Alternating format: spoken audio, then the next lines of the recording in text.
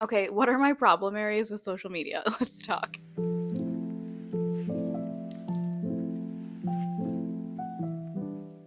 My goal for this week is to try to only do work stuff on social media and then get off of it and put my like downtime, browsing time into reading.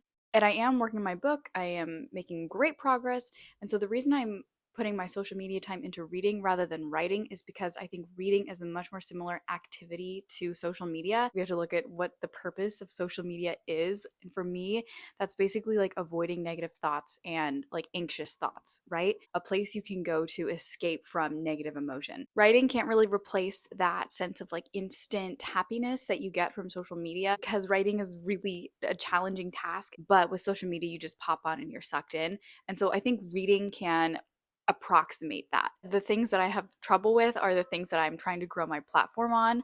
So it's Instagram and YouTube. It has to still be on my phone. It's just regulating the amount of time I'm actually spending on that app is really challenging because it's like, oh, am I working or am I, completely browsing and wasting my time? There's like a very fine line between the two. And mostly it's those freaking short videos. So the point is to cut down on the scrolling through short videos and to replace it with reading. So what I'm reading this week is all in ebook form, which means that I can track how much time I'm actually spending on that app.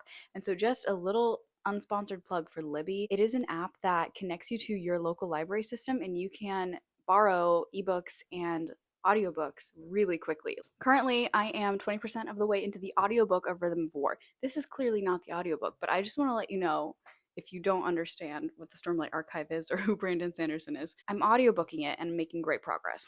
The ebook that I'm reading is the second book in the Shadow and Bone series, and so I'm going to read those on my phone this week instead of the scrolling. Shameless plug for my Instagram. If you are not following me on there, you should go and follow me because that's a little bit more in-depth look at like my day-to-day process. And so that one is more daily updates from me and more relatable content. And I feel like it's also a very close-knit community because I'm also following the people who are following me. And so it's just a lot of mutual encouragement. So if you have an interest in that, you should go check it out. I have the link below in the description. Okay, let's get into this week of exchanging social media time for reading time and let's see how we do. It's March 8th. I just got home from work and I instantly went on my phone. I was like just scrolling Instagram and it's the first time I've done that today. And so I figured I would film instead. Stats from yesterday. I don't know if the phone records all the time that I'm spending on the audiobook because it might not count that as screen time if like the phone screen is off but the audiobook is playing. So my thought is that I have way more like actual like book input time than it's logging. I only spent a few minutes on YouTube yesterday. Instagram is definitely still a little high for my taste. It's like over an hour. I posted in the morning, like before 9 a.m. And then I was like, what else was I doing on there? I don't really know. I mean, there definitely is an aspect of like community, like keeping up with people, but I know that I was just scrolling. Whatever. I'm not going to be too hard on myself about it, but definitely could get that number down a little bit.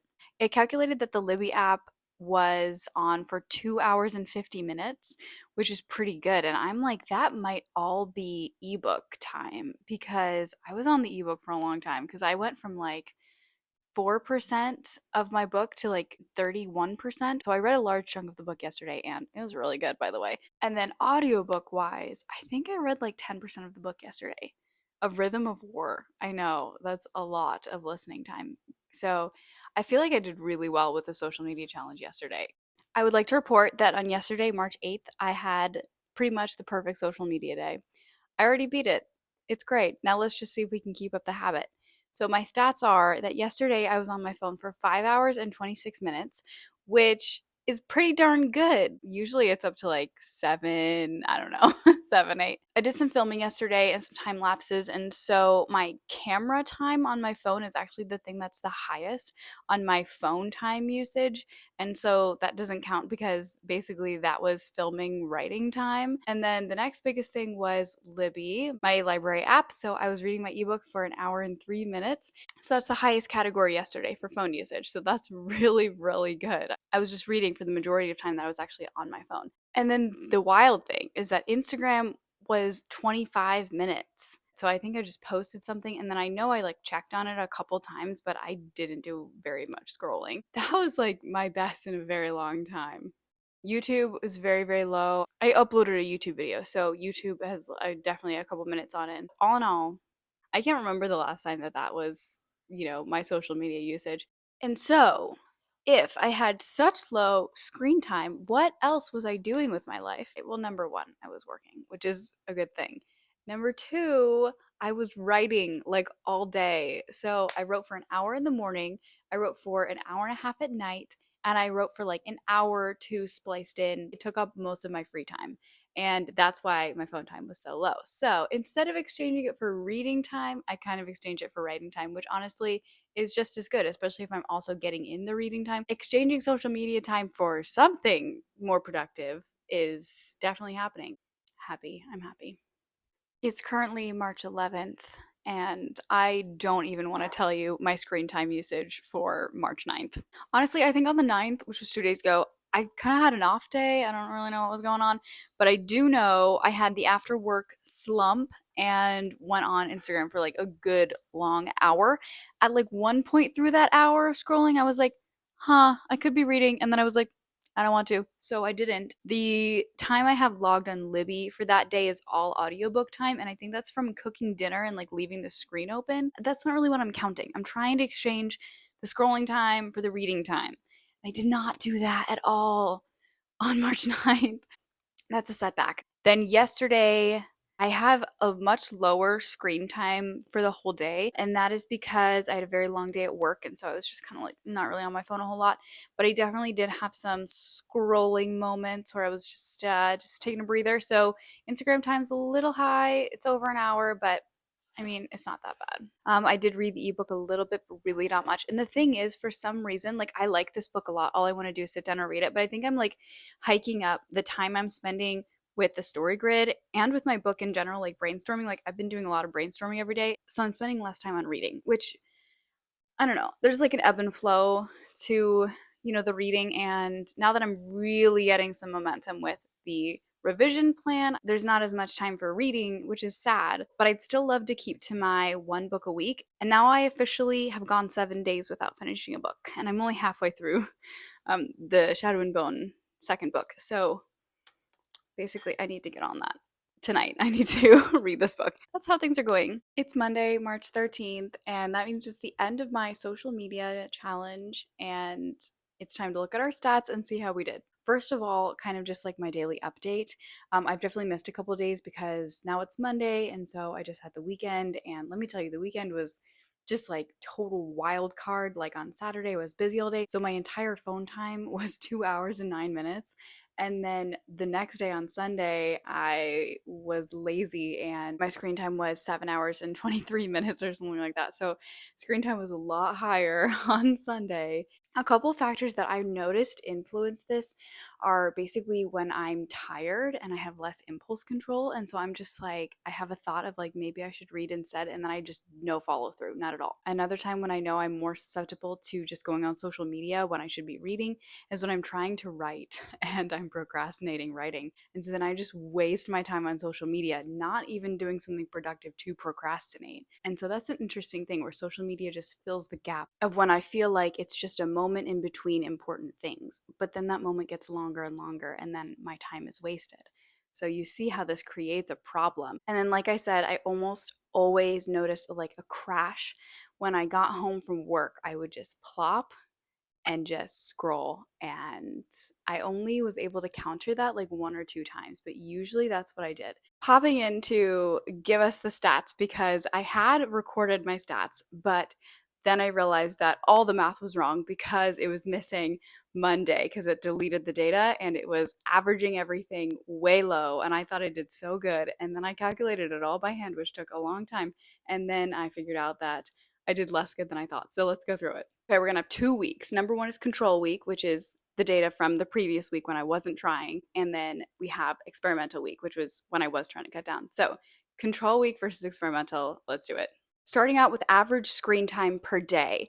For control week, we had 6 hours and 18 minutes average per day. Okay, that's actually way lower than my normal weekly average. So I don't know what was up with that week, but we are starting low. But the average for the experimental week was 5 hours and 30 minutes of screen time total per day. I have a theory for why it is, and it's not necessarily because I was off my phone. This week I substituted so much of my YouTube listening time to audiobook listening time, and it didn't count the audiobook as screen time because I can turn my phone off. So I think I probably was on it just about the same amount as usual, but I was doing something where it didn't count the screen time instead of something where on YouTube it does count the screen time. So that's what I think went on there. Let's talk about averages for Instagram. Control week was 1.14 hours of Instagram per day. That's control week, and experimental week is unfortunately higher. That's pretty darn upsetting. So it's 1.25 hours per day for Instagram usage on my experimental week.